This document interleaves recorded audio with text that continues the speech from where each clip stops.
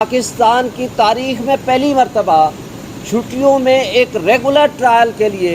ایک اسپیشل متعصب جج کو فکس کیا گیا کہ آپ 5 دن مزید انتظار کریں اور اس کیس کا فیصلہ کریں۔ اس طرح کا قانون اور انصاف کا مذاق اڑایا جائے گا جب آپ مقتدر طبقوں اور حلقوں کے زیر اثر آ کے انصاف کا قتل شروع کر دیں گے تو پھر اس سے نقصان ہوگا، معاشرے میں افراتفری پھیلے گی، فرسٹریشن ہوگی، انتشار ہوگا، اس سے جمہوریت کو بھی نقصان ہے، آئینی اداروں کو بھی نقصان ہے، عدلیہ کو بھی نقصان ہے، عدلیہ کی بھی یہ بے توقیری ہے۔ میں سمجھتا ہوں کہ ہمیں اس حوالے سے پوری قوم کو آگاہ کرنا چاہتے ہیں کہ توشہ خانہ کے کیس میں جو کرمنلز ہیں، جو مجرم ہیں، وہ ہیں جنہوں نے رول ریگولیشنز کے برعکس گاڑیاں لی ہیں، جس میں مریم نواز صاحبہ نے بغیر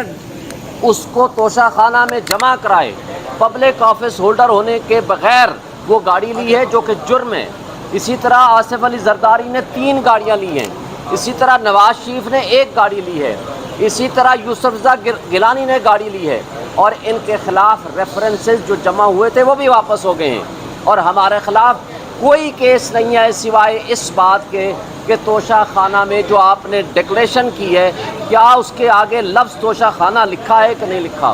پوری ہم نے تفصیل کے ساتھ کل جواب جمع کرا دیا ہے، ایک ایک چیز کو ہم نے ایکسپلین کر دیا ہے۔ اب ہمارا کیس توشہ خانہ کا کیس نہیں ہے، ہمارا مقابلہ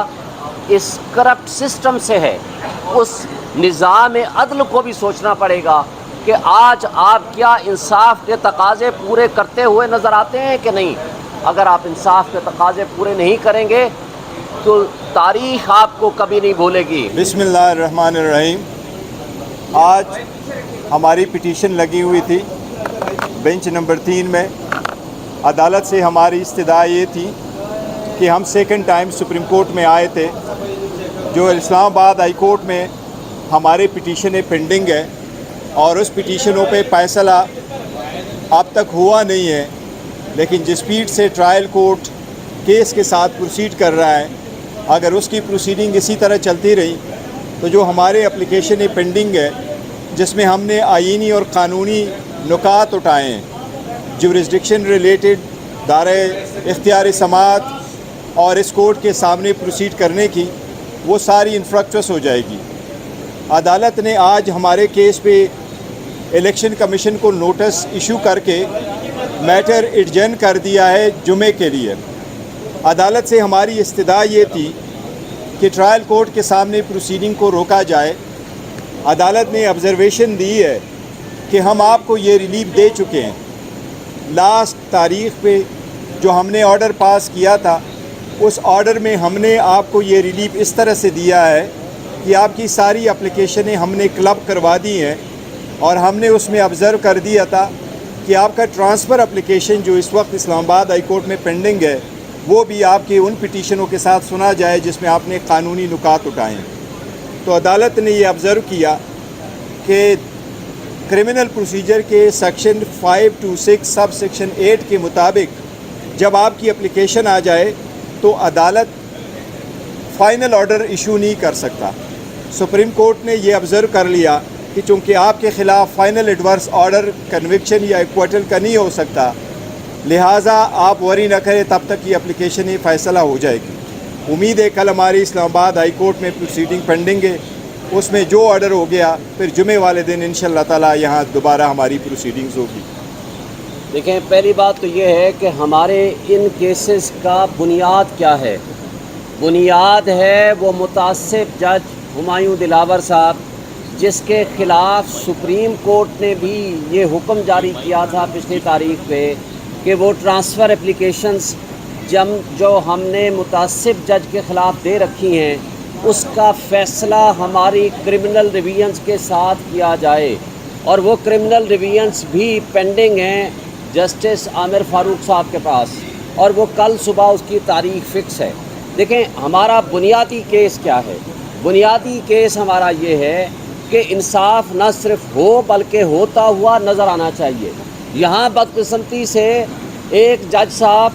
جو ہمایوں دلاور صاحب یکم تاریخ سے یعنی یکم اگست سے چھٹیوں پہ تھے، یہ 14 جولائی 2023 کو نوٹیفیکیشن جاری ہوتا ہے،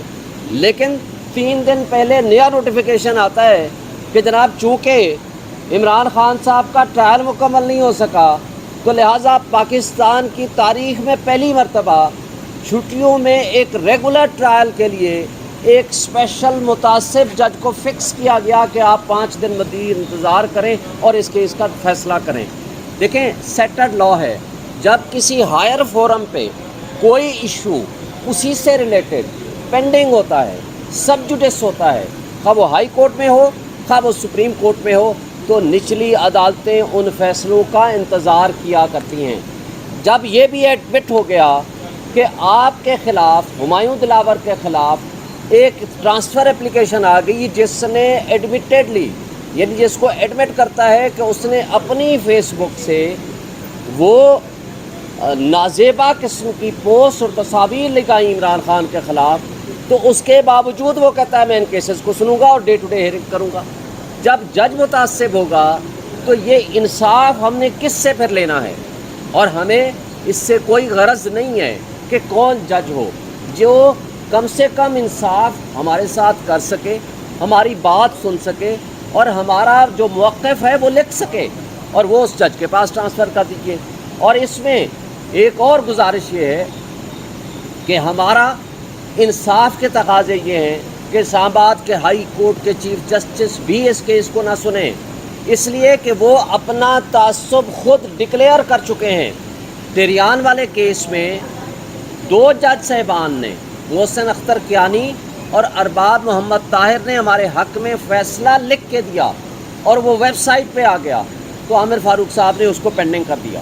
تو اس لیے ایک نہیں بے شمار واقعات ہیں۔ تو جب اس طرح کا قانون اور انصاف کا مذاق اڑایا جائے گا،